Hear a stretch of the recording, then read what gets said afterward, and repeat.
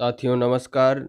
आज हम देखेंगे संविधान का निर्माण, एक नए युग की शुरुआत। आज हम संविधान के निर्माण की प्रक्रिया को देखेंगे। आइए अध्ययन करें। भारतीय संविधान 26 जनवरी 1950 को अस्तित्व में आया। यह दुनिया का सबसे लंबा संविधान है। यदि हम अपने देश के आकार और विविधता पर ध्यान दें तो इसकी लंबाई व पेचीदगी को आसानी से समझ सकते हैं। स्वतंत्रता के समय भारत न केवल एक विशाल और विविधतापूर्ण बल्कि गहरे तौर पर बिखरा हुआ देश भी था। ऐसे में देश की एकजुटता और प्रगति के लिए एक विस्तृत गहन विचार विमर्श पर आधारित और सावधानी पूर्वक सूत्रबद्ध किया गया संविधान लाजमी था। हमारे संविधान ने अतीत और वर्तमान के घावों पर मरहम लगाने और विभिन्न वर्गों, जातियों व समुदायों में बटे भारतीयों को एक साझा राजनीतिक प्रयोग में शामिल करने में मदद दी है। दूसरी ओर इस संविधान ने लंबे समय से चली आ रही ऊंच नीच और अधीनता की संस्कृति में लोकतांत्रिक संस्थानों को विकसित करने का भी प्रयास किया है। भारत के संविधान को दिसंबर 1946 से नवंबर 1949 के बीच सूत्रबद्ध किया गया। इस दौरान संविधान सभा में इसके मसौदे के एक एक भाग पर लंबी चर्चाएं चली। संविधान सभा चित्र में आप देख सकते हैं। दिसंबर 1949 में 3 साल तक चली बहस के बाद संविधान पर हस्ताक्षर करते हमारे नेता।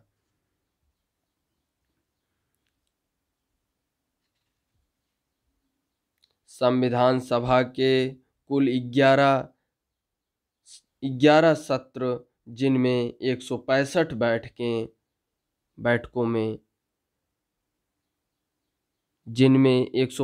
दिन बैठकों में गए।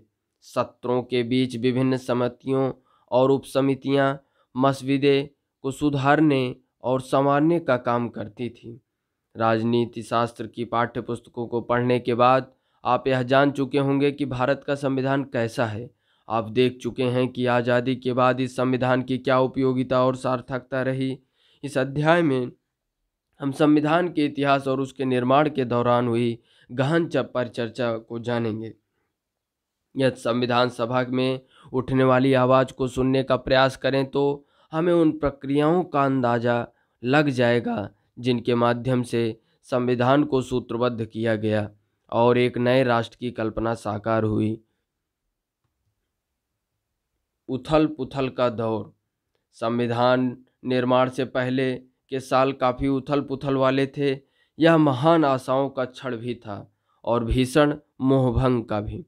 15 अगस्त 1947 को भारत आज़ाद तो कर दिया गया, किंतु इसके साथ ही इसे विभाजित भी कर दिया गया।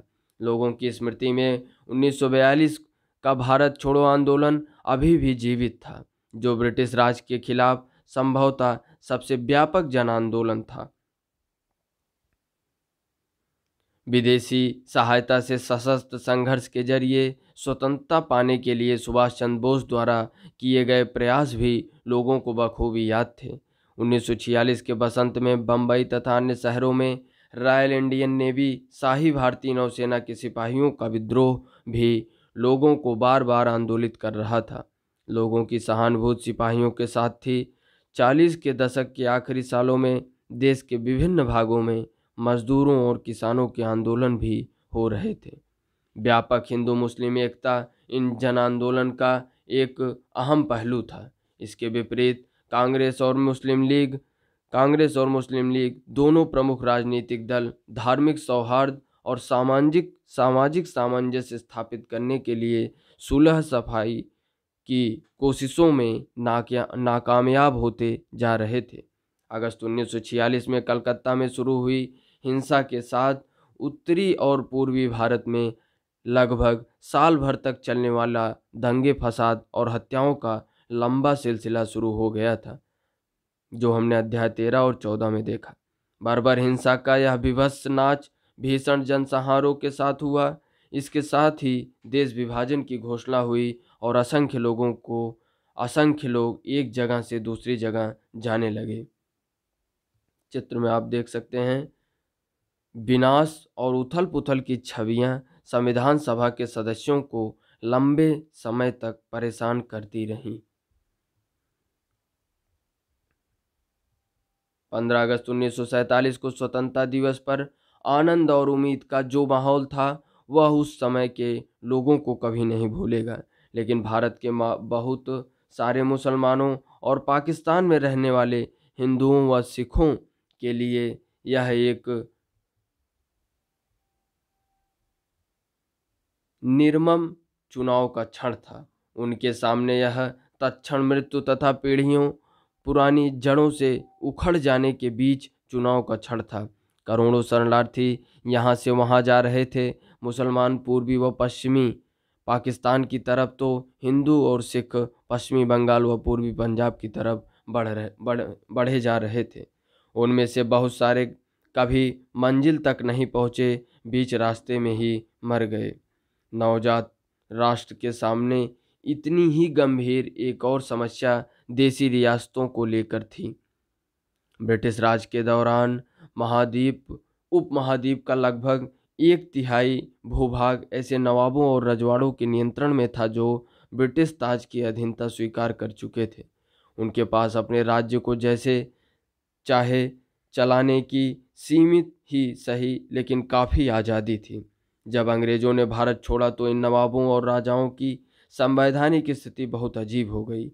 एक समकालिक प्रेक्षक ने कहा था कि कुछ महाराजा तो बहुत सारे टुकड़ों में बटे भारत में स्वतंत्र सत्ता का सपना देख रहे थे। संविधान सभा की बैठकें इसी पृष्ठभूमि में संपन्न हो रही थी। बाहर जो कुछ चल रहा था उससे संविधान सभा में होने वाली बहस और विचार विमर्श भी भला अछूता कैसे रह सकता था। चित्र में आप देख सकते हैं 15.3 14 अगस्त 1947 की मध्यरात को संविधान सभा में बोलते जवाहरलाल नेहरू। इसी समय नेहरू ने अपना वह प्रसिद्ध भाषण दिया जिसकी शुरुआती पंक्तियां इस प्रकार थी। बहुत समय पहले हमने नियत से साक्षात्कार किया था और अब समय आ चुका है कि हम अपने उस संकल्प को न केवल पूर्ण रूप से या समग्रता में बल्कि उल्लेखनीय रूप से साकार करें। अर्धरात्रि के इस क्षण में जब दुनिया सो रही है, भारत जीवन और स्वतंत्रता की ओर जाग रहा है। संविधान सभा का गठन। संविधान सभा के सदस्यों का चुनाव सार्वभौमिक मताधिकार के आधार पर नहीं हुआ। 1945-46 की सर्दियों में भारत के प्रांतों में चुनाव हुए थे। इसके पश्चात प्रांतीय संसदों ने संविधान सभा के सदस्यों को चुना। नई संविधान सभा में कांग्रेस प्रभावशाली थी। प्रांतीय चुनाव में कांग्रेस ने सामान्य चुनाव क्षेत्रों में भारी जीत प्राप्त की और मुस्लिम लीग को अधिकांश आरक्षित मुस्लिम सीटें मिल गईं। लेकिन लीग ने संविधान सभा का बहिष्कार उचित समझा और एक अन्य संविधान बनाकर उसने पाकिस्तान की मांग को जारी रखा। शुरुआत में समाजवादी भी संविधान सभा से परे रहे क्योंकि वे उसे अंग्रेज़ों की बनाई हुई संस्था मानते थे। वे मानते थे कि सभा का वाकई स्वायत्त होना असंभव है। इन सभी कारणों से संविधान सभा के 82% सदस्य कांग्रेस पार्टी के ही सदस्य थे। परंतु सभी कांग्रेस सदस्य एक मत नहीं थे। कई निर्णायक मुद्दों पर उनके मत भिन्न हो सकते थे। कई कांग्रेसी समाजवाद से प्रेरित थे तो कई अन्य जमींदारी के हिमायती थे। कुछ सांप्रदायिक दलों के करीब थे लेकिन कई पक्के धर्मनिरपेक्ष। राष्ट्रीय आंदोलन की वजह से कांग्रेसी वाद विवाद करना और मतभेदों पर बातचीत कर समझौतों की खोज करना सीख गए थे। संविधान सभा में भी कांग्रेस सदस्यों ने कुछ ऐसा ही रुख अपनाया। संविधान सभा में हुई चर्चाएं जनमत से भी प्रभावित होती थी। जब संविधान सभा में बहस होती थी तो विभिन्न पक्षों की दलीलें अखबारों में भी छपती थीं और तमाम प्रस्तावों पर सार्वजनिक रूप से बहस चलती थी। इस तरह प्रेस में होने वाली इस आलोचना और जवाबी आलोचना से कई मुद्दे पर बनने वाली सहमति या असहमति पर गहरा असर पड़ता था। सामूहिक सहभागिता बनाने के लिए जनता के सुझाव भी आमंत्रित किए जाते थे। चित्र में आप देख सकते हैं संविधान सभा का अधिवेशन। सरदार वल्लभ भाई पटेल दाएं से दूसरे स्थान पर बैठे हैं। कई भाषाई अल्पसंख्यक अपनी मातृभाषा की रक्षा की मांग करते थे। धार्मिक अल्पसंख्यक अपने विशेष हित सुरक्षित करवाना चाहते थे और दलित जाति शोषण के अंत की मांग करते हुए सरकारी संस्थाओं में आरक्षण चाहते थे। सभा के सांस्कृतिक अधिकारों एवं सामाजिक न्याय के कई महत्वपूर्ण मुद्दों पर चल रही सार्वजनिक चर्चाओं पर बहस हुई। मुख्य आवाजें। संविधान सभा में 300 सदस्य थे। इनमें से 6 सदस्यों की भूमिका महत्वपूर्ण रही। इन 6 में से 3 जवाहरलाल नेहरू, वल्लभ भाई पटेल और राजेंद्र प्रसाद कांग्रेस के सदस्य थे। एक निर्णायक उद्देश्य प्रस्ताव को नेहरू ने पेश किया था। उन्होंने यह प्रस्ताव भी पेश किया था कि भारत का राष्ट्रीय ध्वज केसरिया, सफ़ेद और गहरे हरे रंग की 3 बराबर चौड़ाई वाली पट्टियों का तिरंगा झंडा होगा, जिसके बीच में गहरे नीले रंग का चक्र होगा। पटेल मुख्य रूप से पर्दे के पीछे कई महत्वपूर्ण काम कर रहे थे। उन्होंने कई रिपोर्टों के प्रारूप लिखने में खास मदद की और कई परस्पर विरोधी विचारों के बीच सहमति पैदा करने में महत्वपूर्ण भूमिका अदा की। राजेंद्र प्रसाद संविधान सभा के अध्यक्ष थे। सभा में चर्चा रचनात्मक दिशा ले और सभी सदस्यों को अपनी बात कहने का मौका मिले, यह उनकी जिम्मेदारियां थी। कांग्रेस के इस त्रिगुट के अलावा प्रख्यात विधिवेत्ता और अर्थशास्त्री B.R. अम्बेडकर भी सभा के सबसे महत्वपूर्ण सदस्यों में थे। यद्यपि ब्रिटिश शासन के दौरान अम्बेडकर कांग्रेस के राजनीतिक विरोधी रहे थे, परंतु स्वतंत्रता के समय महात्मा गांधी की सलाह पर उन्हें केंद्रीय विधि मंत्री का पद संभालने का न्योता दिया गया था। इस भूमिका में उन्होंने संविधान की प्रारूप समिति के अध्यक्ष के रूप में काम किया। उनके साथ 2 अन्य वकील भी काम कर रहे थे। एक गुजरात के एम मुंशी थे और दूसरे मद्रास के अल्लादी कृष्ण स्वामी अय्यर। दोनों ने ही संविधान के प्रारूप पर महत्वपूर्ण सुझाव दिए। इन 6 सदस्यों के 2 प्रशासनिक अधिकारियों ने महत्वपूर्ण सहायता दी। इनमें से एक B.N. राव थे। वह भारत सरकार के संवैधानिक सलाहकार थे और उन्होंने अन्य देशों की राजनीतिक व्यवस्थाओं का गहन अध्ययन करके कई चर्चा पत्र तैयार किए थे। दूसरे अधिकारी S.N. मुखर्जी थे। इनकी भूमिका मुख्य योजनाकार की थी। मुखर्जी जटिल प्रस्तावों को स्पष्ट वैदिक भाषा में व्यक्त करने की क्षमता रखते थे। अम्बेडकर के पास सभा में संविधान के प्रारूप को पारित करवाने की जिम्मेदारी थी। इस काम में कुल मिलाकर 3 वर्ष लगे और इस दौरान हुई चर्चाओं के मुद्रित रिकॉर्ड 11 भारी भरकम खंडों में प्रकाशित हुए। यह लंबी मगर दिलचस्प प्रक्रिया थी। संविधान सभा के सदस्यों ने अपने विविध दृष्टिकोण बड़ी सफाई से पेश किए थे। उनकी प्रस्तुतियों में हम भारत के भविष्य से जुड़े कई मुद्दों पर परस्पर विरोधी विचार देख सकते हैं। देश के भावी स्वरूप पर भारतीय भाषाओं, राष्ट्र को कौन सी राजनीतिक एवं आर्थिक व्यवस्थाएं अपनानी चाहिए, नागरिकों के नैतिक मूल्य कैसे होने चाहिए और कैसे नहीं, इन सभी प्रश्नों पर भी चर्चा कीजिए। पहले हम चित्र को देख लें। B.R. Ambedkar Hindu code bill पर चर्चा का संचालन कर रहे हैं। चित्र में आप देख सकते हैं।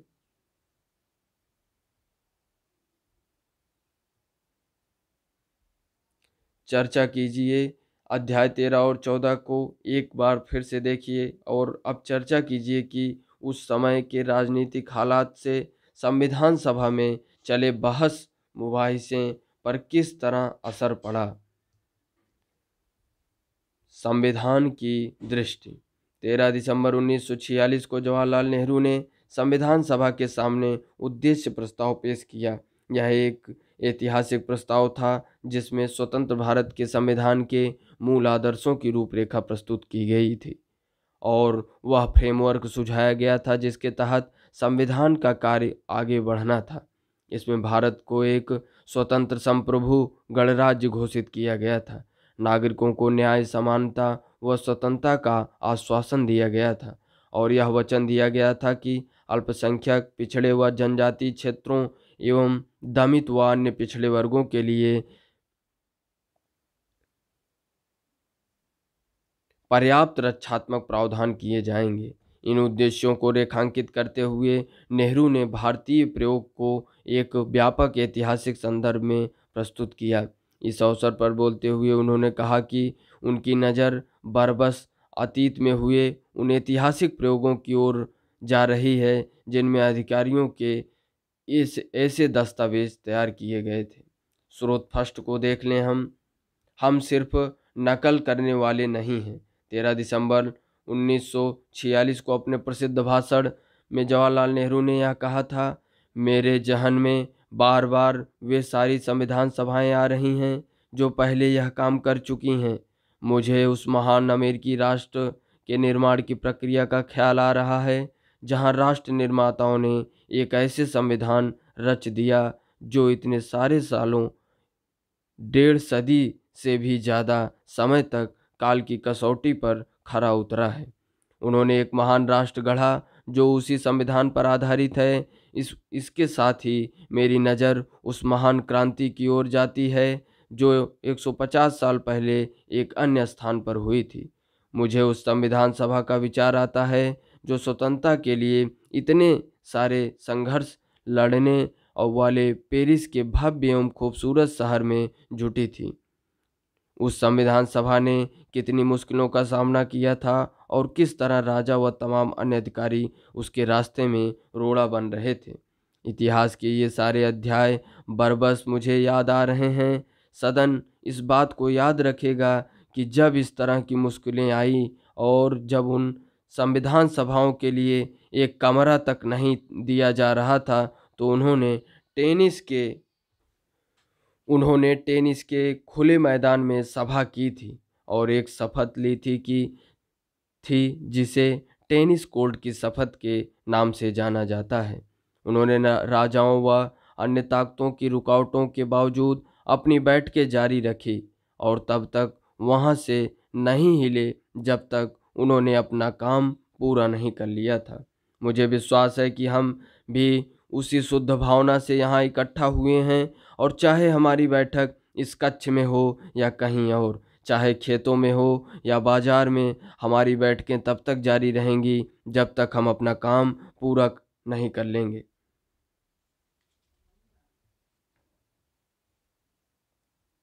इसके साथ ही मुझे हाल की एक क्रांति का विचार आता है जिसमें एक नए किस्म के राज्य का जन्म हुआ।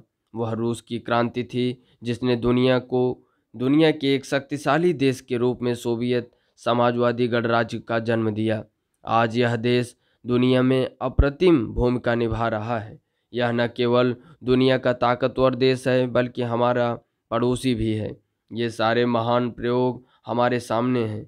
हमें उनकी सफलताओं से सीखना है और उनकी विफलताओं से बचने का प्रयास करना है। हो सकता है कि हम उन्हीं विफलताओं से बचने में सफल न हो पाएं क्योंकि किसी भी इंसानी कोशिश में थोड़ी बहुत नाकामी की गुंजाइश तो रहती ही है, परंतु मुझे विश्वास है कि तमाम रुकावटों और कठिनाइयों के बावजूद हम आगे बढ़ेंगे और उस सपने को प्राप्त व साकार करके ही दम लेंगे जिसे हम इतने अरसे से अपने दिलों में सजोए हुए हैं।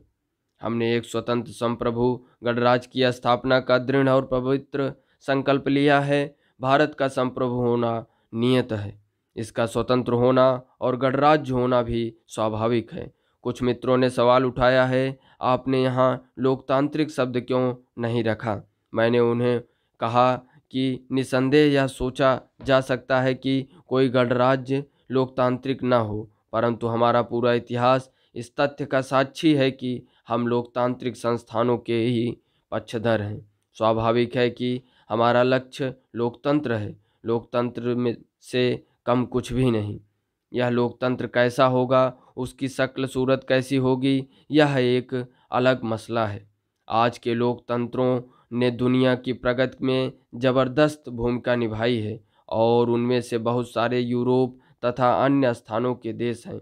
परंतु यह संदेहजनक हो सकता है कि अगर उन्हें पूरी तरह लोकतांत्रिक बने रहना है तो न जाने कब उन लोकतंत्रों को अपनी शक्ल सूरत थोड़ी बहुत बदलनी पड़ती। मैं आशा करता हूं कि किसी कथित लोकतांत्रिक देश की एक खास लोकतांत्रिक प्रणाली या किसी संस्थान विशेष की हम सिर्फ नकल करने वाले नहीं हैं। हो सकता है कि हम उससे बेहतर कुछ रच दें। बहरहाल किसी भी सूरत में हम यहाँ जैसी चाहे सरकारें बनाएं, वह हमारे लोगों के स्वभाव के अनुरूप और उसके उनको स्वीकार जरूर होनी चाहिए।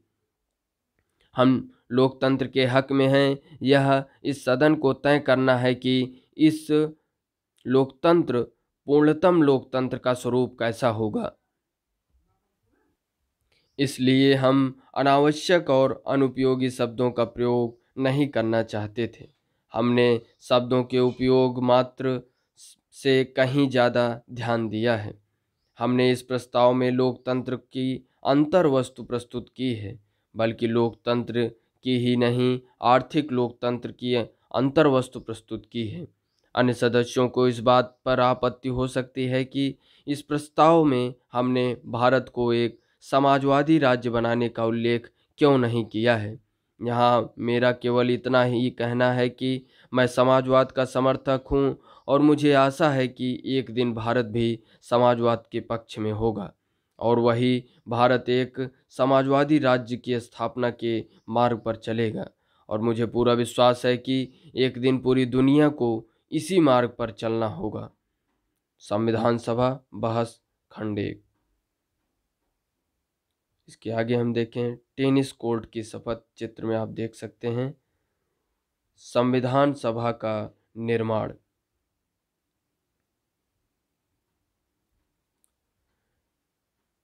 नेहरू के भाषण स्रोत 1 की सावधानी से पड़ताल की जानी चाहिए। उसमें क्या कहा जा रहा है, नेहरू के अतीत प्रेम से क्या पता चलता है, संविधान के उद्देश्य को निर्धारित करने वाले विचार के उद्गम के बारे में वह क्या कह रहे थे, वह क्या कह रहे हैं। अतीत की ओर जाते हुए अमेरिकी और फ्रांसीसी क्रांति का हवाला देते हुए नेहरू भारत में संविधान निर्माण के इतिहास को मुक्ति व स्वतंत्रता के एक लंबे ऐतिहासिक संघर्ष का हिस्सा सिद्ध कर रहे हैं।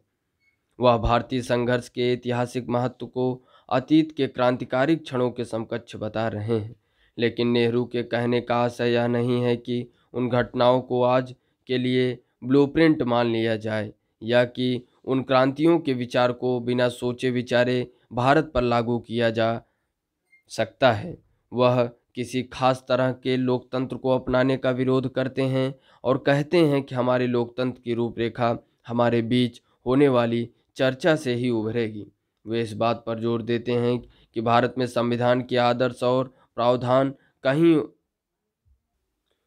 वे इस बात पर जोर देते हैं कि भारत के संविधान के आदर्श और प्रावधान कहीं और से उठाए गए नहीं हो सकते। उन्होंने विश्वास व्यक्त किया कि हम सिर्फ नकल करने वाले नहीं हैं। उनके शब्दों में भारत में शासन की जो व्यवस्था स्थापित हो वह हमारे लोगों के स्वभाव के अनुरूप और उनको स्वीकार होनी चाहिए।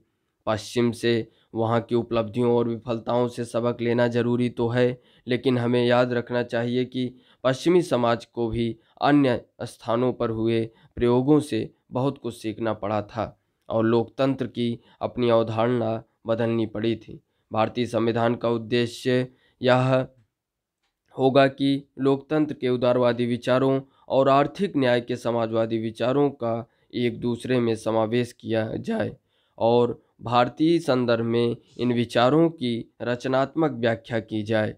नेहरू इस बात पर जोर दे रहे थे कि भारत के लिए क्या उचित है, इस बारे में हमें रचनात्मक ढंग से सोचना चाहिए। उद्देश्य प्रस्ताव में लोकतांत्रिक शब्द का इस्तेमाल न करने के लिए जवाहरलाल नेहरू ने क्या कारण बताया था। लोगों की इच्छा। संविधान सभा के कम्युनिस्ट सदस्य सोमनाथ लाहिड़ी को संविधान सभा की चर्चाओं पर ब्रिटिश साम्राज्यवाद का स्याह साया स्याह साया दिखाई देता था। उन्होंने सदस्यों तथा आम भारतीयों से आग्रह किया कि वे साम्राज्यवादी शासन के प्रभाव से खुद को पूरी तरह आज़ाद करें। 1946-47 के जाड़ों में जब संविधान सभा में चर्चा चल रही थी तो अंग्रेज अभी भी भारत में ही थे। जवाहरलाल नेहरू के नेतृत्व में अंतरिम सरकार शासन तो चला रही थी, परंतु उसे सारा काम वायसराय तथा लंदन में बैठी ब्रिटिश सरकार की देखरेख में करना पड़ता था। लाहिड़ी ने अपने साथियों को समझाया कि संविधान सभा अंग्रेजों की बनाई हुई है और वह अंग्रेजों की योजना को साकार करने का काम कर रही है।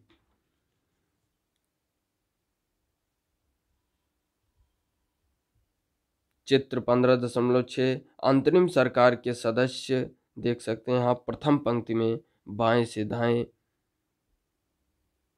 दाएं आप देख सकते हैं बलदेव सिंह, जान मथाई, सी राजगोपालाचारी, जवाहरलाल नेहरू, लियाकत अली खान, वल्लभ भाई पटेल, आई चुंद्रीगर, आसफ अली, CH भाभा। द्वितीय पंक्ति में बाएं से दाएं जगजीवन राम, गजनफर अली खान, राजेंद्र प्रसाद, अब्दुल निस्तर। स्रोत 2 को देखें। बहुत अच्छा महोदय, साहसिक शब्द, उदात्त शब्द। सोमनाथ लाहिड़ी ने कहा था, महोदय, मैं पंडित नेहरू की इस बात के लिए मुबारकबाद देना चाहता हूं कि उन्होंने यह कहकर भारतीय जनता की भावना को इतने सटीक शब्दों में व्यक्त किया है। भारत के लोग अंग्रेजों द्वारा थोपी गई किसी चीज़ को स्वीकार नहीं करेंगे। उन्होंने कहा कि इस तरह की जबरदस्ती पर असंतोष व आपत्ति व्यक्त की जाएगी और अगर आवश्यकता हुई तो हम संघर्ष की घाटी में उतरेंगे। बहुत अच्छा महोदय, साहसिक शब्द, उदात्त शब्द। परंतु देखना यह है कि इस चुनौती को आप कैसे और कब साकार करते हैं।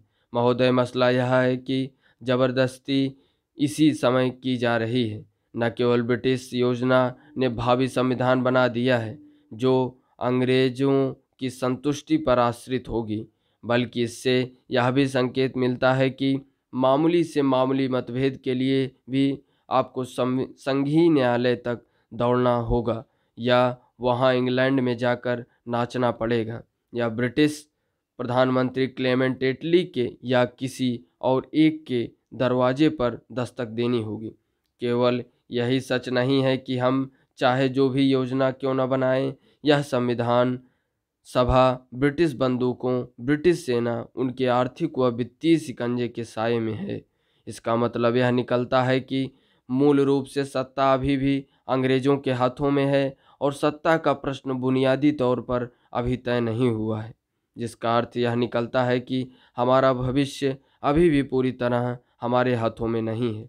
इतना ही नहीं, हाल ही में एटली तथा अन्य लोगों द्वारा दिए गए वक्तव्यों में यह भी स्पष्ट हो गया है कि अगर ज़रूरत पड़ी तो विभाजन से भी पीछे नहीं हटेंगे। महोदय, इसका आशय यह है कि इस देश में कोई स्वतंत्रता नहीं है। जैसे कि अभी कुछ दिनों पहले सरदार वल्लभ भाई पटेल ने कहा था कि हमारे पास केवल आपस में लड़ने की स्वतंत्रता है, हमें बस इतनी ही स्वतंत्रता मिली है। इसलिए हमारा विनम्र सुझाव है कि यहाँ सवाल इस योजना की रूपरेखा के जरिए कुछ पा लेने का नहीं, बल्कि यहाँ और अभी स्वतंत्रता की घोषणा करने और अंतरिम सरकार भारत की जनता से यह आह्वान करने का है कि वे आपस में लड़ने की बजाय अपने शत्रु को देखें जिसके हाथ में अभी भी कोड़ा है। वे ब्रिटिश साम्राज्यवाद को देखें और उससे मिलकर लड़ने के लिए आगे बढ़ें और जब हम स्वतंत्र हो जाएंगे तब हम अपने दावों का हल ढूंढ सकते हैं। संविधान सभा बहस खंड 1।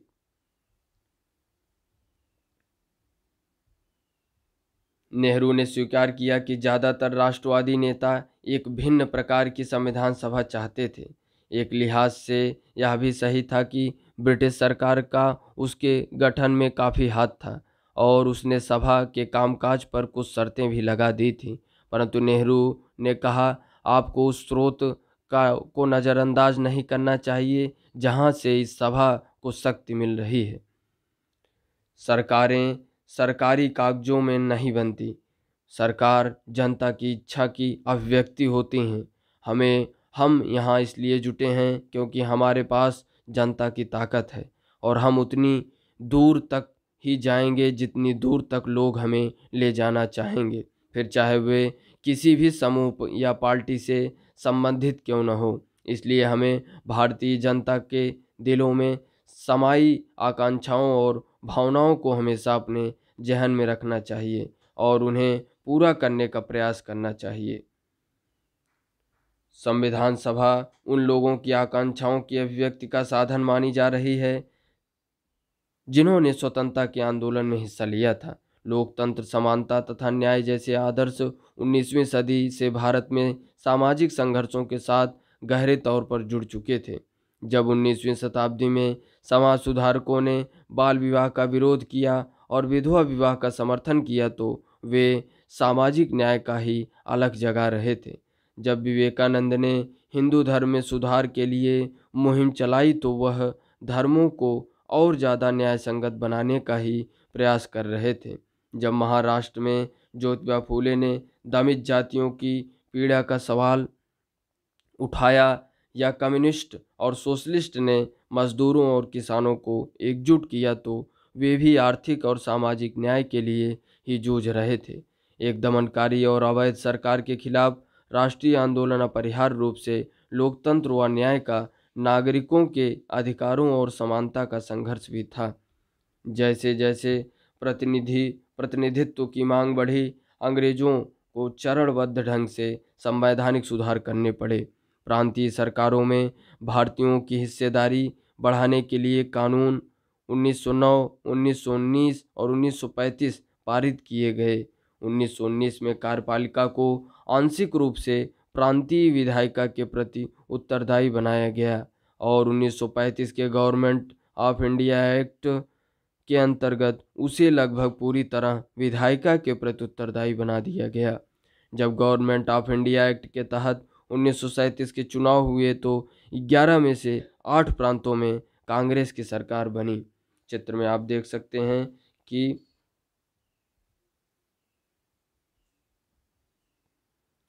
एडविन मोंटेग्यू बाएं ने ही 1919 के मोंटेग्यू-चेम्सफोर्ड सुधारों की रूपरेखा तैयार की थी, जिनके जरिए प्रांतीय विधायिकाओं में सीमित प्रतिनिधित्व की व्यवस्था लागू हुई थी।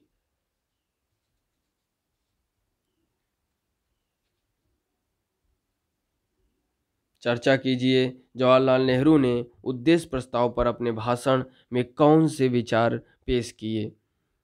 इसके बावजूद हम पहले के संवैधानिक बदलावों तथा 1946 से अगले 3 साल के दौरान घटी घटनाओं को स्वाभाविक रूप से एक ही प्रक्रिया का हिस्सा नहीं मान सकते।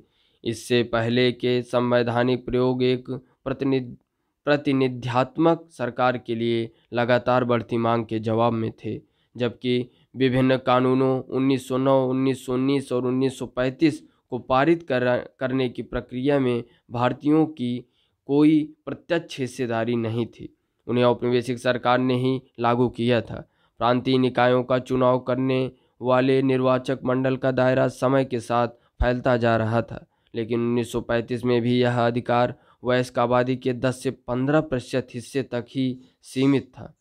तब तक सार्वभौमिक वयस्क मताधिकार की व्यवस्था नहीं थी। 1935 के कानून के तहत निर्वाचित विधायिकाएं औपनिवेशिक शासन के ढांचे में काम कर रही थी और अंग्रेजों द्वारा नियुक्त गवर्नर के प्रति उत्तरदायी थी।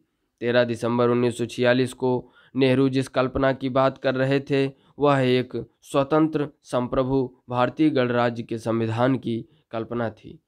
अधिकारों का निर्धारण, नागरिकों के अधिकार किस तरह निर्धारित किए जाएं, क्या उत्पीड़ित समूहों को कोई विशेष अधिकार मिलने चाहिए, अल्पसंख्यकों के क्या अधिकार हों, वास्तव में अल्पसंख्यक किसे कहा जाए। जैसे जैसे संविधान सभा के पटल पर बहस आगे बढ़ी, यह साफ हो गया कि इनमें से किसी भी सवाल का कोई ऐसा उत्तर मौजूद नहीं जिस पर पूरी सभा सहमत हो। इन सवालों के जवाब विचारों में टकराव और व्यक्तिगत मुठभेड़ों से ही पैदा होने थे।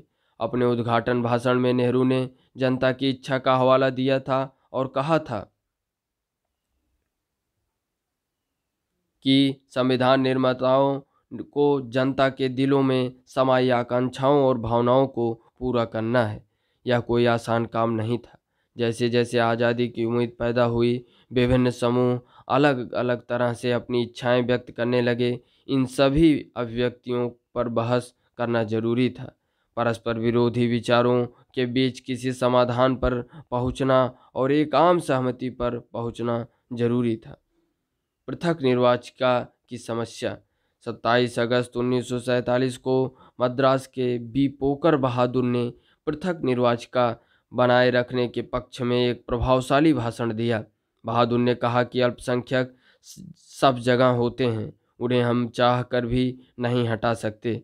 हमें ज़रूरत एक ऐसे राजनीतिक ढांचे की है जिसके भीतर अल्पसंख्यक भी औरों के साथ सद्भाव के साथ जी सके और समुदायों के बीच मतभेद कम से कम हो।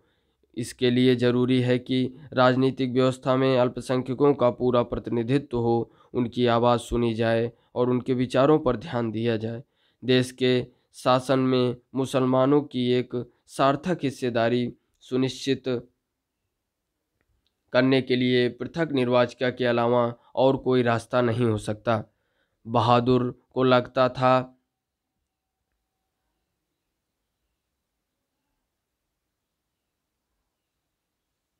बहादुर को लगता था कि मुसलमानों की ज़रूरतों को गैर मुसलमान अच्छी तरह नहीं समझ सकते, ना ही अन्य समुदायों के लोग मुसलमानों का कोई सही प्रतिनिधि चुन सकते हैं।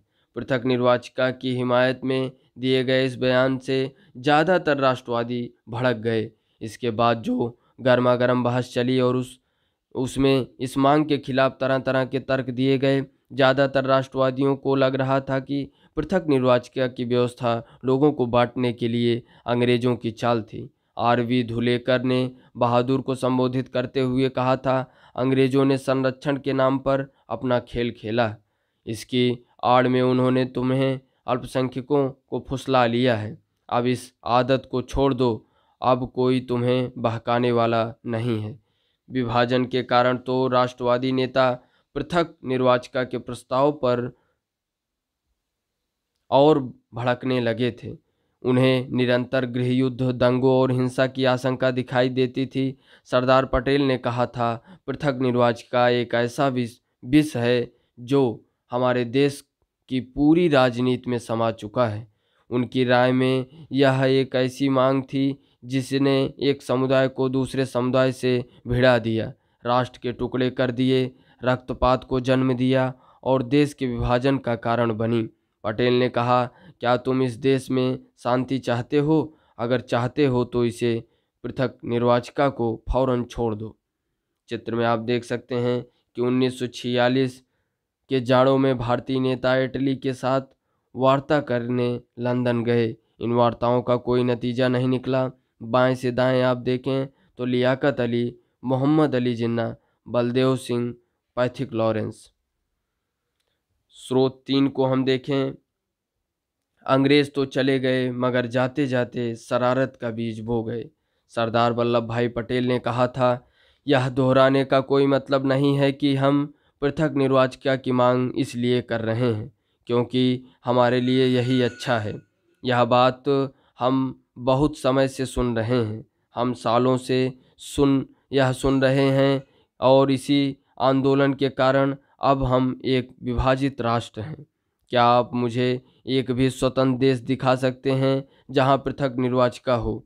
अगर आप मुझे दिखा दें तो मैं आपकी बात मान लूँगा, लेकिन अगर इस अभागे देश में विभाजन के बाद भी पृथक निर्वाचिका की व्यवस्था बनाए रखी गई तो यहाँ जीने का कोई मतलब नहीं होगा। इसलिए मैं कहता हूँ कि यह सिर्फ मेरे भले की बात नहीं है बल्कि आपका भला भी इसी में है कि हम अतीत को भूल जाएं। एक दिन हम एकजुट हो सकते हैं। अंग्रेज तो चले गए, मगर जाते जाते शरारत का बीज बो गए। हम इस शरारत को और बढ़ाना नहीं चाहते। सुनिए सुनिए, जब अंग्रेजों ने यह विचार पेश किया था तो उन्होंने यह उम्मीद नहीं की थी कि उन्हें इतनी जल्दी भागना पड़ेगा। उन्होंने तो अपने शासन की सुविधा के लिए यह किया था। खैर कोई बात नहीं, मगर अब वे अपनी विरासत पीछे छोड़ गए हैं। अब हम इससे बाहर निकलेंगे या नहीं। संविधान सभा बहस खंड 5। इसके आगे हम देखें, पृथक निर्वाचिकाओं की मांग का जवाब देते हुए गोविंद वल्लभ पंत ने ऐलान किया कि यह प्रस्ताव न केवल राष्ट्र के लिए बल्कि अल्पसंख्यकों के लिए भी खतरनाक है। वह बहादुर के इस विचार से सहमत थे कि किसी लोकतंत्र की सफलता इस बात पर निर्भर करती है कि समाज के विभिन्न तबकों में वह कितना आत्मविश्वास पैदा कर पाती है।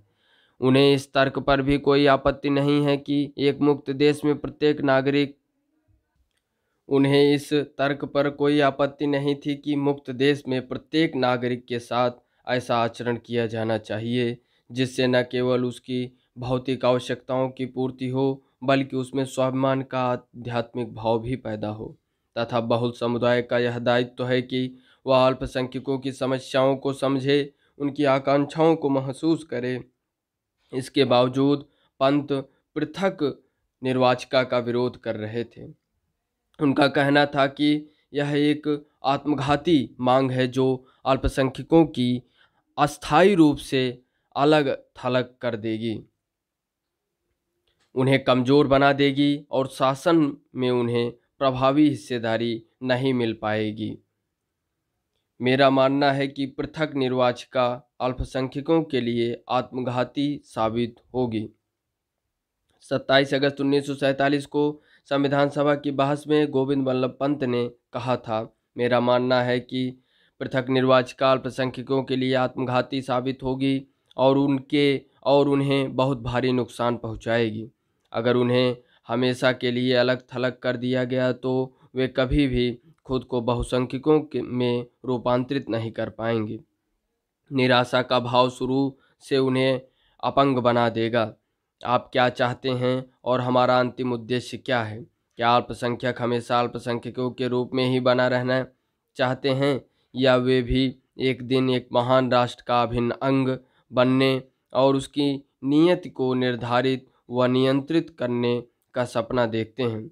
मेरा विचार है कि अगर उन्हें शेष समुदाय से अलग रखा जाता है और ऐसे हवाबंद कमरे में काट कर रखा जाता है, यहाँ उन्हें हवा के लिए भी औरों पर निर्भर रहना पड़ेगा, तो यह उनके लिए भयानक रूप से खतरनाक होगा। अगर अल्पसंख्यक पृथक निर्वाचिकाओं से जीत कर आते रहे तो कभी प्रभावी योगदान नहीं दे पाएंगे। संविधान सभा बहस खंड 2। स्रोत 3 और 4 को पढ़िए। पृथक निर्वाचिका के विरोधों में कौन कौन से तर्क दिए गए हैं? इन सारी दलीलों के पीछे एक एकीकृत राज्य के निर्माण की चिंता काम कर रही थी। राजनीतिक एकता और राष्ट्र की स्थापना के लिए प्रत्येक व्यक्ति को राज्य के नागरिक के साँचे में ढालना था। हर समूह को राष्ट्र के भीतर समाहित किया जाना था। संविधान नागरिकों को अधिकार देगा, परंतु नागरिकों को भी राज्य के प्रति अपनी निष्ठा का वचन लेना होगा। समुदायों को सांस्कृतिक इकाइयों के रूप में मान्यता दी जा सकती थी और उन्हें सांस्कृतिक अधिकारों का आश्वासन दिया जा सकता था, मगर राजनीतिक रूप से सभी समुदायों के सदस्यों को राज्य के सामान्य सदस्यों के रूप में काम करना था, अन्यथा उनकी निष्ठाएं विभाजित होती। पंत ने कहा, हमारे भीतर यह आत्मघाती और अपमानजनक आदत बनी हुई है कि हम कभी नागरिक के रूप में नहीं सोचते बल्कि समुदाय के रूप में ही सोच पाते हैं। हमें याद रखना चाहिए कि महत्व केवल नागरिक का है, सामाजिक पिरामिड का आधार भी और उसकी चोटी भी नागरिक ही होता है। जब सामुदायिक अधिकारियों को महत्व रेखांकित किया जा रहा था, उस समय भी बहुत सारे राष्ट्रवादियों में यह भय सिर उठाने लगा था कि उससे इससे निष्ठाएं खंडित होंगी और एक शक्तिशाली राष्ट्र व शक्तिशाली राज्य की स्थापना नहीं हो पाएगी। सारे मुसलमान भी पृथक निर्वाचिका की मांग के समर्थन में नहीं थे। उदाहरण के लिए बेगम एजाज रसूल को लगता था कि पृथक निर्वाचिका आत्मघाती साबित होगी, क्योंकि इससे अल्पसंख्यक बहुसंख्यकों से कट जाएंगे। 1949 तक संविधान सभा के ज़्यादातर सदस्य इस बात पर सहमत हो गए थे कि पृथक निर्वाचिका का प्रस्ताव अल्पसंख्यकों के हितों के खिलाफ जाता है। इसकी बजाय मुसलमानों को लोकतांत्रिक प्रक्रिया में सक्रिय भूमिका निभानी चाहिए, ताकि राजनीतिक व्यवस्था में उनका एक निर्णायक आवाज मिल सके। स्रोत 5 में आप देख सकते हैं, खंडित निष्ठा के लिए कोई जगह नहीं। गोविंद वल्लभ पंत ने कहा कि निष्ठावान नागरिक बनने के लिए लोगों को समुदाय और खुद को बीच में रखकर सोचने की आदत छोड़नी होगी। लोकतंत्र की सफलता के लिए व्यक्ति को आत्मानुशासन की कला का प्रशिक्षण लेना होगा। लोकतंत्र में व्यक्ति को अपने लिए कम तथा औरों के लिए ज़्यादा फिक्र करनी चाहिए। यह खंडित निष्ठा के लिए कोई जगह नहीं है। यहाँ खंडित निष्ठा के लिए कोई जगह नहीं है। सारी निष्ठाएं केवल राज्य पर केंद्रित होनी चाहिए। यदि किसी लोकतंत्र में आप प्रतिस्पर्धी निष्ठाएं रख देते हैं या ऐसी व्यवस्था खड़ी कर देते हैं जिसमें कोई व्यक्ति या समूह अपने अपव्यय पर अंकुश लगाने की बजाय बृहत्तर या अन्य हितों की जरा भी परवाह नहीं करता, तो ऐसे लोकतंत्र का डूबना निश्चित है। संविधान सभा बहस खंड 2। जीबी पंत निष्ठावादी नागरिकों के अभिलक्षणों को कैसे परिभाषित करते हैं? केवल इस प्रस्ताव से काम चलने वाला नहीं है। उद्देश्य प्रस्ताव का स्वागत करते हुए किसान आंदोलन के नेता और समाजवादी विचारों वाले एनजी रंगा ने आह्वान किया कि अल्पसंख्यक शब्द की व्याख्या आर्थिक स्तर पर की जानी चाहिए। रंगा की नज़र में असली अल्पसंख्यक गरीब और दबे कुचले लोग थे। उन्होंने इस बात का स्वागत किया कि संविधान में प्रत्येक व्यक्ति को कानूनी अधिकार दिए जा रहे हैं, मगर उन्होंने इसकी सीमाओं को भी चिन्हित किया। उन्होंने कहा कि जब तक संविधान सम्मत अधिकारों को लागू करने का प्रभावी इंतजाम नहीं किया जाएगा, तब तक गरीब के लिए इस बात का कोई मतलब नहीं है कि अब उनके पास जीने का पूर्ण रोजगार का अधिकार आ गया है, या अब वे सभा कर सकते हैं, सम्मेलन कर सकते हैं, संगठन बना सकते हैं और उनके पास अन्य नागरिक स्वतंत्रताएं हैं। यह जरूरी था कि ऐसी परिस्थितियां बनाई जाएं जहां संविधान द्वारा दिए गए अधिकारों का जनता प्रभावी ढंग से प्रयोग कर सके। रंगा ने कहा कि उन्हें सहारों की ज़रूरत है, उन्हें एक सीढ़ी चाहिए। स्रोत 6 को देख लें हम। जी नहीं, असली अल्पसंख्यक इस देश की जनता है। जवाहरलाल नेहरू द्वारा प्रस्तुत किए गए उद्देश्य प्रस्ताव का स्वागत करते हुए एनजी रंगा ने कहा था, महोदय, अल्पसंख्यकों के बारे में बहुत बातें हो रही हैं। असली अल्पसंख्यक कौन है? तथाकथित पाकिस्तानी प्रांतों में रहने वाले हिंदू, सिख और यहाँ तक मुसलमान भी अल्पसंख्यक नहीं हैं। जी नहीं, असली अल्पसंख्यक तो इस देश की जनता है। यह जनता इतनी दबी कुचली और इतनी उत्पीड़ित है कि अभी तक साधारण नागरिक के अधिकार का लाभ भी नहीं उठा पा रही है। स्थिति क्या है? आप आदिवासी इलाकों में जाइए, उनके जनजातीय कानूनों, उनकी ज़मीन को उनसे नहीं छीना जा सकता, लेकिन हमारे व्यापारी वहां जाते हैं और तथाकथित मुक्त बाजार के नाम पर उनकी ज़मीन छीन लेते हैं। भले ही कानून ज़मीन की इस बेदखली के खिलाफ हो, व्यापारी इन आदिवासियों को तरह तरह के बंधनों में जकड़कर गुलाम बना लेते हैं और पीढ़ी दर पीढ़ी दास्ता के नर्क में ढकेल देते हैं। आइए अब आम गांव वालों को देख लेते हैं। वहां सूदखोर पैसा लेकर जाता है और गांव वालों को अपनी जेब में डाल देता है। वहीं जमींदार हैं और मालगुजार व अन्य लोग हैं जो इन गरीब देहातियों का शोषण करते हैं। इन लोगों में मूलभूत शिक्षा तक नहीं।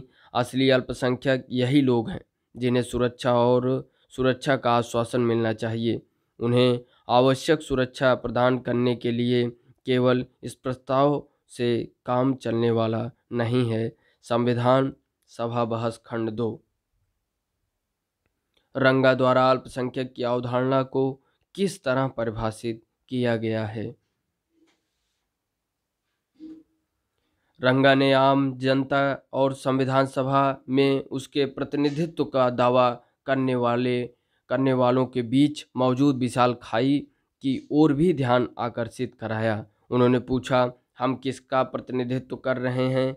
अपने देश की आम जनता का, और उसके बावजूद हम में से ज़्यादातर लोग उस जनता का हिस्सा नहीं हैं।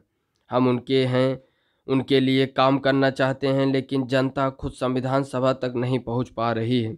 इसमें कुछ समय लग सकता है। तब तक हम यहाँ उनके ट्रस्टी हैं, उनके हिमायती हैं और उनके पक्ष में आवाज़ उठाने का भरसक प्रयास कर रहे हैं। रंगा ने आदिवासियों को भी ऐसे ही समूहों में गिनाया था। इस समूह के प्रतिनिधियों में जयपाल सिंह जैसे जबरदस्त वक्ता भी शामिल थे। उद्देश्य प्रस्ताव का स्वागत करते हुए जयपाल सिंह ने कहा, एक आदिवासी होने के नाते मुझसे यह उम्मीद नहीं की जाती है कि मैं इस प्रस्ताव की पेचीदगियों को समझता होऊंगा, लेकिन मेरा सहज विवेक कहता है कि हम में से हर एक व्यक्ति को मुक्ति के उस मार्ग पर चलना चाहिए और मिलकर लड़ना चाहिए। महोदय, अगर भारतीय जनता में ऐसा कोई समूह है जिसके साथ सही व्यवहार नहीं किया गया है तो वह मेरा समूह है। मेरे लोगों को पिछले 6000 साल से अपमानित किया जा रहा है, उपेक्षित किया जा रहा है। मेरे समाज का पूरा इतिहास भारत के गैर मूल निवासियों के हाथों लगातार शोषण और छीना झपटी का इतिहास रहा है। इसके बीच में जब तब विद्रोह और अव्यवस्था भी फैली है। इसके बावजूद मैं पंडित नेहरू के शब्दों में विश्वास करता हूँ। मैं आप सबके इस संकल्प का विश्वास करता हूँ कि अब हम एक नया अध्याय रचने जा रहे हैं, स्वतंत्र भारत का एक ऐसा अध्याय जहाँ सबके पास अवसरों की समानता होगी, जहाँ किसी की उपेक्षा नहीं होगी। सिंह ने आदिवासियों की सुरक्षा तथा उन्हें आम आबादी के स्तर पर लाने के लिए जरूरी परिस्थितियां रचने की आवश्यकता पर सुंदर वक्तव्य दिया। उन्होंने कहा कि आदिवासी कबीले संख्या की दृष्टि से अल्पसंख्यक नहीं हैं, लेकिन उन्हें संरक्षण की आवश्यकता है। उन्हें वहां से बेदखल कर दिया गया जहां वे रहते थे। उन्हें उनके जंगलों और चारागाहों से वंचित कर दिया गया। उन्हें नए घरों की तलाश में भागने के लिए मजबूर किया गया।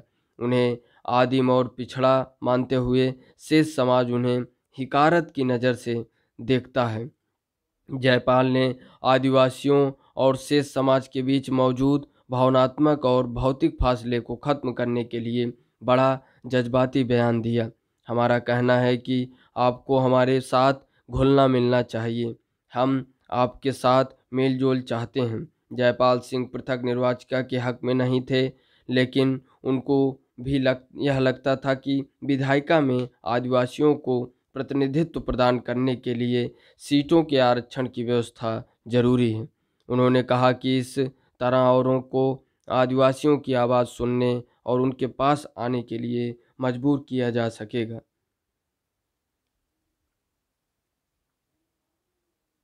हमें हजारों साल तक दबाया गया है। संविधान में दमित जातियों, डिस्प्रेस्ड कास्ट के अधिकारियों को किस तरह परिभाषित किया जाए। राष्ट्रीय आंदोलन के दौरान अंबेडकर ने दलित जातियों के लिए पृथक निर्वाचिका की मांग की थी, जिसका महात्मा गांधी ने यह कहते हुए विरोध किया था कि ऐसा करने से ये समुदाय स्थायी रूप से समाज से कट जाएंगे। संविधान सभा इस विवाद को कैसे हल कर सकती थी। दलित जातियों को किस तरह सुरक्षा दी जा सकती थी। दलित जातियों के कुछ सदस्यों का आग्रह था कि अस्पृश्यों अछूतों की समस्या को केवल संरक्षण और बचाव के जरिए हल नहीं किया जा सकता। उनकी अपंगता के पीछे जाति विभाजित समाज के सामाजिक कायदे कानूनों और नैतिक मूल्य मान्यताओं का हाथ है। समाज ने उनकी सेवाओं और श्रम का इस्तेमाल किया, परंतु उन्हें सामाजिक तौर पर खुद से दूर रखा है।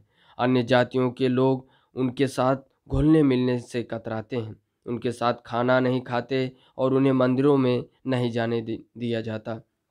मद्रास के सदस्य जे नागप्पा ने कहा था, हम सदा कष्ट उठाते रहे हैं पर अब और कष्ट उठाने को तैयार नहीं हैं। हमें अपनी जिम्मेदारियों का एहसास हो गया है, हमें मालूम है कि अपनी बात कैसे मनवानी है। नागप्पा ने कहा कि संख्या की दृष्टि से हरिजन अल्पसंख्यक नहीं है। आबादी में उनका हिस्सा 20 से 25% है। उनकी पीड़ा का कारण यह है कि उन्हें बाकायदा समाज व राजनीति के हाशिए पर रखा गया है। इसका कारण उनकी संख्यात्मक महत्वहीनता नहीं है, उनके पास न तो शिक्षा तक पहुंच थी और न ही शासन में हिस्सेदारी। सवर्ण बहुमत वाले संविधान सभा को संबोधित करते हुए मध्य प्रांत के श्री केजी खांडेलकर ने कहा था, हमें हजारों सालों तक दबाया गया है, हमें हजारों साल तक दबाया गया, इस हद तक दबाया गया कि हमारे दिमाग, हमारी देह काम नहीं करती और अब हमारा हृदय भी भाव शून्य हो चुका है। ना ही हम आगे बढ़ने लायक रह गए हैं, यही हमारी स्थिति है। बंटवारे की हिंसा के बाद अंबेडकर तक ने पृथक निर्वाचिका की मांग छोड़ दी थी। संविधान सभा ने अंततः यह सुझाव दिया कि अस्पृश्यता का उन्मूलन किया जाए, हिंदू मंदिरों को सभी जातियों के लिए खोल दिया जाए और निचली जातियों को विधायिकाओं और सरकारी नौकरियों में आरक्षण दिया जाए। बहुत सारे लोगों का मानना था कि इससे भी सारी समस्याएं हल नहीं हो पाएंगी। सामाजिक भेदभाव को केवल संवैधानिक कानून पारित करके खत्म नहीं किया जा सकता। समाज की सोच में बदलाव लाना होगा, परंतु लोकतांत्रिक जनता ने इन प्रावधानों का स्वागत किया। स्रोत 7, हमने विशेषाधिकार कभी नहीं मांगे। बम्बई की हंसा मेहता ने, स्रोत 8 को देख लें। बम्बई की हंसा मेहता ने महिलाओं के लिए न्याय की मांग की, आरक्षित सीटों की नहीं और न ही पृथक चुनाव क्षेत्रों की। बम्बई की हंसा मेहता ने महिलाओं के लिए न्याय की मांग की, आरक्षित सीटों की नहीं और न ही पृथक चुनाव क्षेत्र की। हमने विशेषाधिकार कभी नहीं मांगे, हमने सामाजिक न्याय, आर्थिक न्याय और राजनीतिक न्याय की मांग की है। हमने उस बराबरी की मांग की है जिसके बिना पारस्परिक आदर और समझ नहीं बन सकते, जिसके बिना पुरुष और महिला के बीच वास्तविक सहयोग संभव नहीं है। स्रोत 7 को देख लें। हम अपनी सामाजिक अक्षमताओं को हटाना चाहते हैं।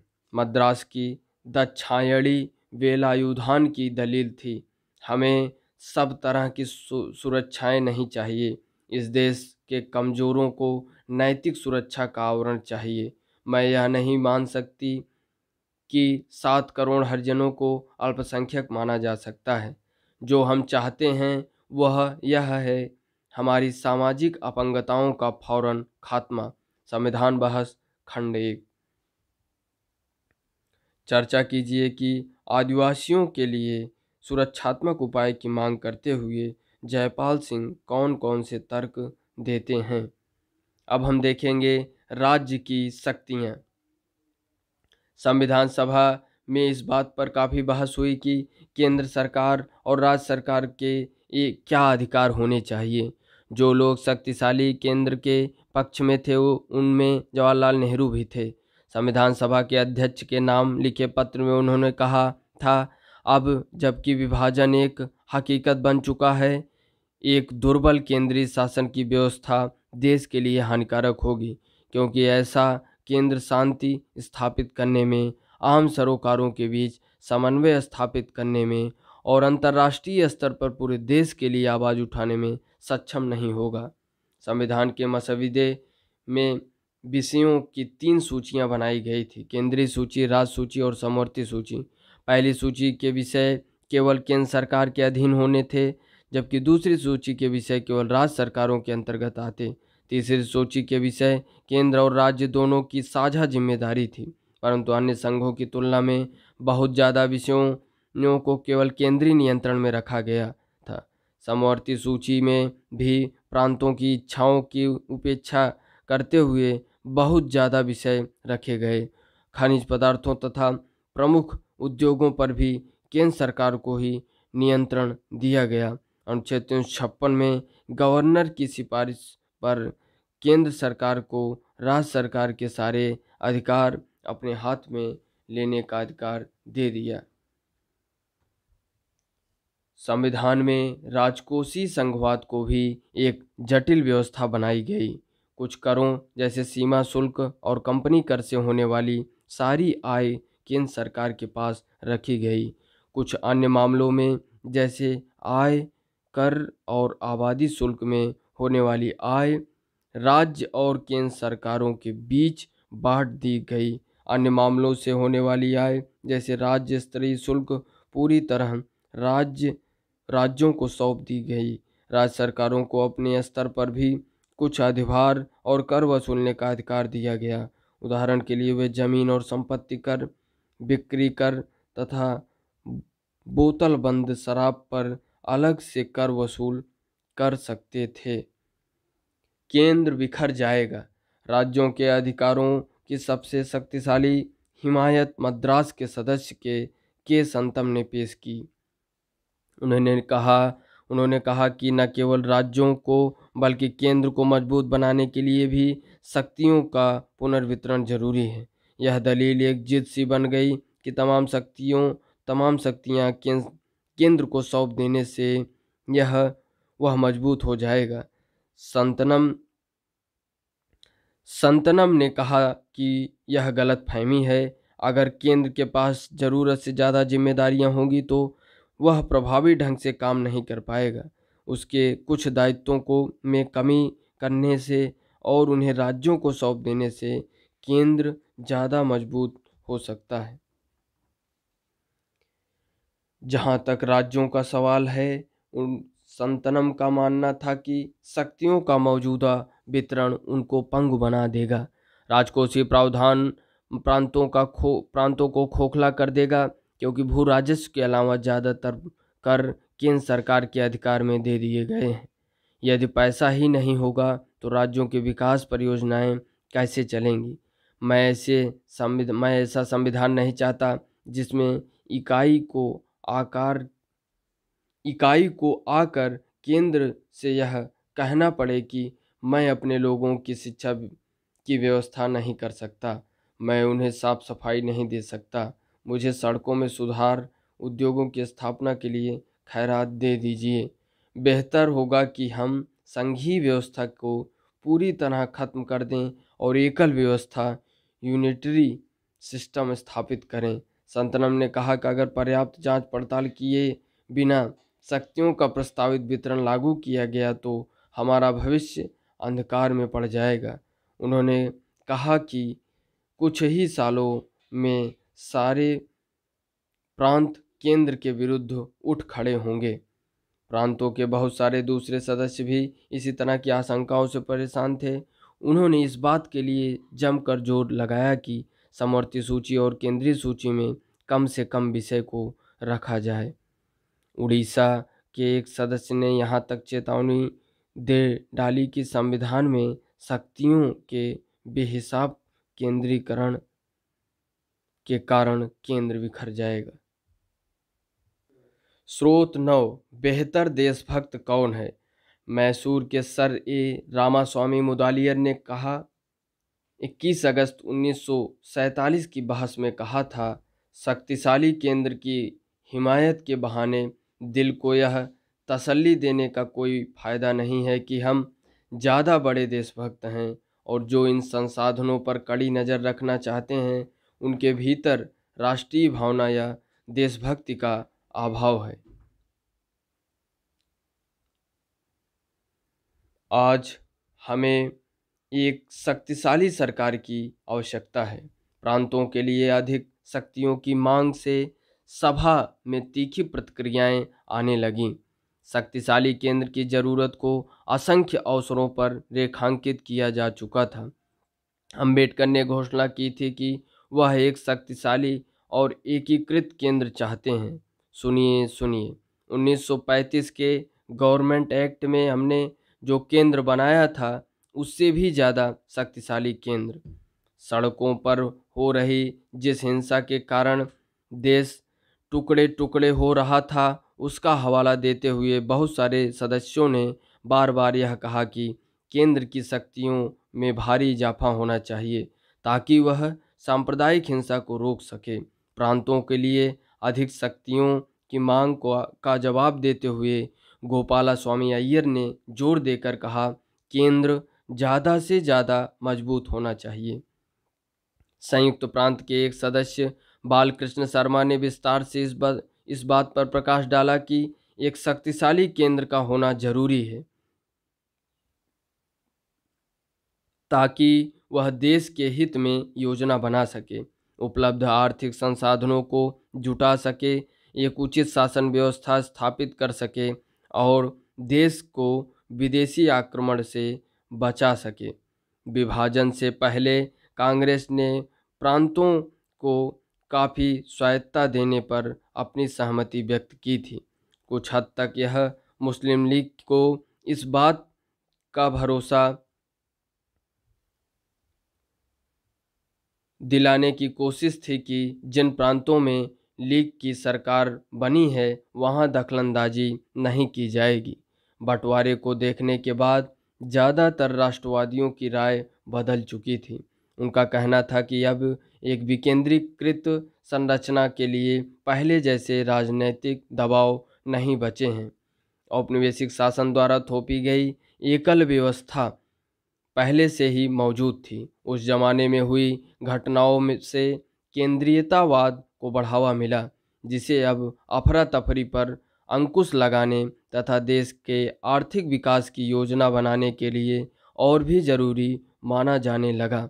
इस प्रकार संविधान में भारतीय संघ के घटक राज्यों के अधिकारों की तुलना में केंद्र के अधिकारों की ओर स्पष्ट झुकाव दिखाई देता है। चर्चा कीजिए, एक शक्तिशाली केंद्र सरकार की हिमायत में क्या दलीलें दी जा रही थी। राष्ट्र की भाषा। जब एक देश के विभिन्न भागों में लोग अलग अलग भाषाएं बोलते हों, उनकी सांस्कृतिक विरासत अलग हो, तो एक राष्ट्र का निर्माण कैसे किया जा सकता है? कैसे लोग एक दूसरे की बात सुन सकते हैं या एक दूसरे से जुड़ सकते हैं जबकि वे एक दूसरे की भाषा भी नहीं समझते? संविधान सभा में भाषा के मुद्दे पर कई महीनों तक बहस हुई और कई बार काफ़ी तनातनी पैदा हो गई। 30 के दशक तक कांग्रेस ने यह मान लिया था कि हिंदुस्तानी को राष्ट्रीय भाषा का दर्जा दिया जाए। महात्मा गांधी का मानना था कि हर एक को एक ऐसी भाषा बोलनी चाहिए जिसे लोग आसानी से समझ सकें। हिंदी और उर्दू के मेल से बनी हिंदुस्तानी भारतीय जनता के बहुत बड़े हिस्से की भाषा थी और यह विविध संस्कृतियों के आदान प्रदान से समृद्ध हुई एक साझी भाषा थी। जैसे जैसे समय बीता, बहुत तरह के स्रोतों से नए नए शब्द और अर्थ इसमें समाते गए और इसे विभिन्न क्षेत्रों के बहुत सारे लोग समझने लगे।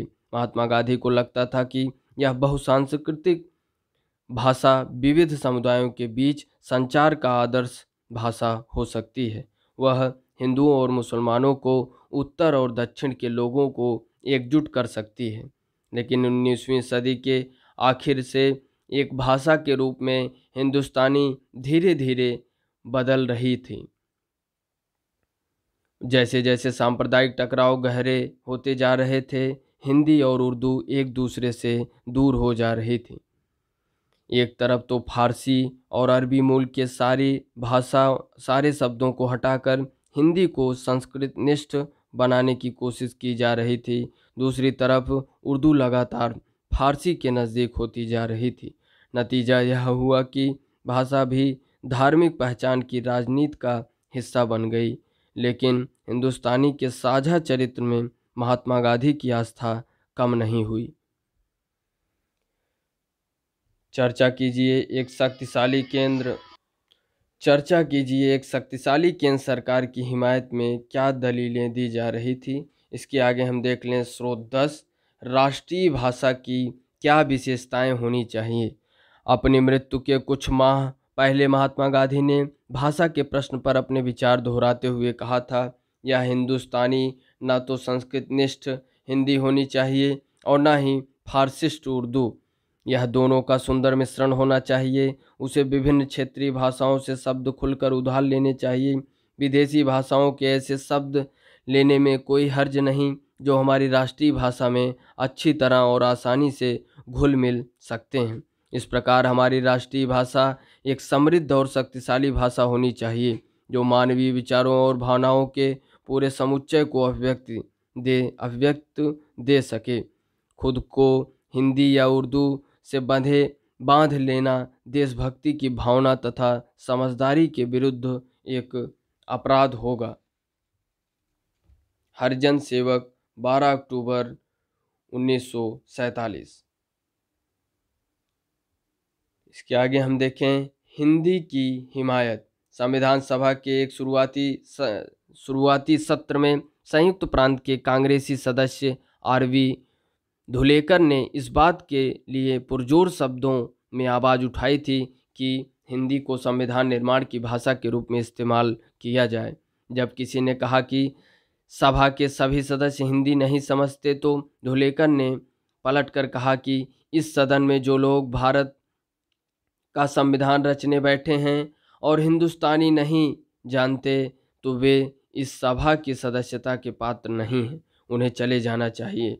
जब इन टिप्पणियों के कारण सभा में हंगामा खड़ा हुआ तो धुलेकर ने हिंदी में अपना भाषण देते रहे। जवाहरलाल नेहरू ने के हस्तक्षेप के चलते आखिरकार सदन में शांति बहाल हुई, लेकिन भाषा का सवाल अगले 3 साल तक बार बार कार्रवाइयों में बाधा डालता रहा और सदस्यों को उत्तेजित करता रहा। तकरीबन 3 साल बाद 12 सितंबर 1947 को राष्ट्र की भाषा के सवाल पर धुलेकर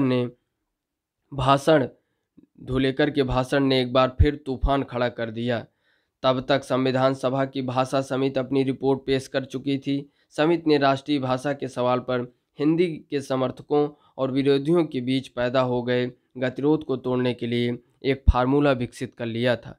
समिति ने सुझाव दिया कि देवनागरी लिपि में लिखी हिंदी भारत की राजकीय भाषा होगी, परंतु इस फार्मूले को समिति ने घोषित नहीं किया था। समिति का मानना था कि हिंदी को राष्ट्रभाषा बनाने के लिए हमें धीरे धीरे आगे बढ़ना चाहिए। अगले 15 साल तक सरकारी कामों में अंग्रेजी का इस्तेमाल जारी रहेगा। प्रत्येक प्रांत को अपने कामों के लिए कोई एक क्षेत्रीय भाषा चुनने का अधिकार होगा। संविधान सभा की भाषा समिति ने हिंदी को राष्ट्रभाषा की बजाय राजभाषा कहकर विभिन्न पक्षों की भावनाओं को शांत करने और सर्वस्वीकृति समाधान पेश करने का प्रयास किया था। धुलेकर बीच बचाव की ऐसी मुद्रा से राजी होने वाले नहीं थे। वे चाहते थे कि हिंदी को राजभाषा नहीं बल्कि राष्ट्रभाषा घोषित किया जाए। उन्होंने ऐसे लोगों की आलोचना की जिन्हें लगता था कि हिंदी को उन पर थोपा जा रहा है। धुलेकर ने ऐसे लोगों का मजाक उड़ाया जो महात्मा गांधी का नाम लेकर हिंदी की बजाय हिंदुस्तानी को राष्ट्रीय भाषा बनाना चाहते हैं। महोदय, इस बात पर मेरे से ज़्यादा हर्ष किसी को नहीं होगा कि हिंदी को देश की राजभाषा घोषित कर दिया गया है। कुछ लोग कहते हैं कि यह हिंदी को एक रियायत दी गई है। मैं कहता हूँ बिल्कुल नहीं, यह एक ऐतिहासिक प्रक्रिया की परिणति है। बहुत सारे सदस्यों को धुलेकर के बात करने के अंदाज से काफ़ी परेशानी हो रही थी। उनके भाषण के दौरान संविधान सभा के अध्यक्ष ने कई बार उन्हें टोक कर कहा कि इस तरह बात करके मेरे विचार में आप अपनी बात को आगे नहीं बढ़ा पाएंगे। लेकिन धुलेकर ने अपने ही अंदाज में बात जारी रखी। वर्चस्व का भय। धुलेकर के बोलने के बाद मद्रास की सदस्य श्रीमती जी दुर्गाबाई ने इस चर्चा पर अपनी चिंता व्यक्त करते हुए कहा, अध्यक्ष महोदय, अभी हाल तक भारत को श्रीमती जी दुर्गाबाई ने कहा, अध्यक्ष महोदय, अभी हाल तक भारत की राष्ट्रीय भाषा का जो सवाल लगभग सहमति तक पहुंच गया था, अचानक बेहद विवादास्पद मुद्दा बन गया है। चाहे यह सही हुआ हो या गलत, गैर हिंदी भाषी इलाकों के लोगों को यह एहसास कराया जा रहा है कि यह झगड़ा या हिंदी भाषी इलाकों का यह रवैया असल में इस राष्ट्र की साझा संस्कृति पर भारत की अन्य शक्तिशाली भाषाओं के स्वाभाविक प्रभाव को रोकने की लड़ाई है। श्रीमती दुर्गाबाई ने सदन को बताया कि दक्षिण में हिंदी का विरोध बहुत ज़्यादा है। विरोधियों का यह मानना संभवतः सही है कि हिंदी के लिए हो रहे यह प्रचार प्रांतीय भाषाओं की जड़ें खोदने का प्रयास है। इसके बावजूद बहुत सारे अन्य सदस्यों के साथ साथ उन्होंने भी महात्मा गांधी के आह्वान का पालन किया और दक्षिण में हिंदी का प्रचार जारी रखा। विरोध का सामना किया, हिंदी के स्कूल खोले और कक्षाएं चलाई। जब इस सब का क्या नतीजा निकलता है? दुर्गाबाई ने पूछा। सदी के शुरुआती सालों में हमने जिस उत्साह से हिंदी को अपनाया था, मैं उसके विरुद्ध यह आक्रामकता देखकर सकते में हूँ। दुर्गाबाई हिंदुस्तानी को जनता की भाषा स्वीकार कर चुकी थी, मगर अब उस भाषा को बदला जा रहा था। उर्दू तथा अन्य क्षेत्रीय भाषाओं के शब्दों को उससे निकाला जा रहा था। उनका मानना था कि हिंदुस्तानी के समावेशी और साझा स्वरूप को कमज़ोर करने वाले इस किसी भी कदम से विभिन्न भाषाई समूहों के बीच बेचैनी और भय पैदा होना निश्चित है। जैसे जैसे चर्चा तीखी होती गई, बहुत सारे सदस्यों ने परस्पर समायोजन व सम्मान की भावना का आह्वान किया। बम्बई के एक सदस्य श्री शंकर राव देव ने कहा कि कांग्रेस तथा महात्मा गांधी का अनुयायी होने के नाते वे हिंदुस्तानी को राष्ट्र की भाषा के रूप में स्वीकार कर चुके हैं, परंतु उन्होंने चेतावनी देते हुए कहा, अगर आप दिल से समर्थन चाहते हैं, अगर आप हिंदी के लिए दिल से समर्थन चाहते हैं, तो आपको ऐसा कोई कदम नहीं उठाना चाहिए जिससे मेरे भीतर संदेह पैदा हो और मेरी आशंकाओं को बल मिले। मद्रास के श्री टी ए रामलिंगम चेट्टियार ने इस बात पर जोर दिया कि जो कुछ भी किया जाए एहतियात के साथ किया जाए। यदि आक्रामक होकर काम किया गया तो हिंदी का कोई भला नहीं हो पाएगा। चाहे लोगों के भय निराधार हों, उनको शांत किया जाना चाहिए, वरना लोगों में गहरी कड़वाहट रह जाएगी। उन्होंने कहा, अब हम साथ रहना चाहते हैं और एक एकीकृत राष्ट्र की स्थापना करना चाहते हैं, तो परस्पर समायोजन होना ही चाहिए और लोगों पर चीज़ें थोपने का सवाल नहीं उठाना चाहिए। निष्कर्षतः भारतीय संविधान गहन विवादों और परिचर्चाओं से गुजरते हुए बना। उसके कई प्रावधान लेन देन की प्रक्रिया के जरिए बनाए गए थे। उन पर सहमति तब बन पाई जब सदस्यों ने दो विरोधी विचारों के बीच जमीन तैयार कर ली, परंतु संविधान के एक केंद्रीय अभिलक्षण पर काफ़ी हद तक सहमति थी।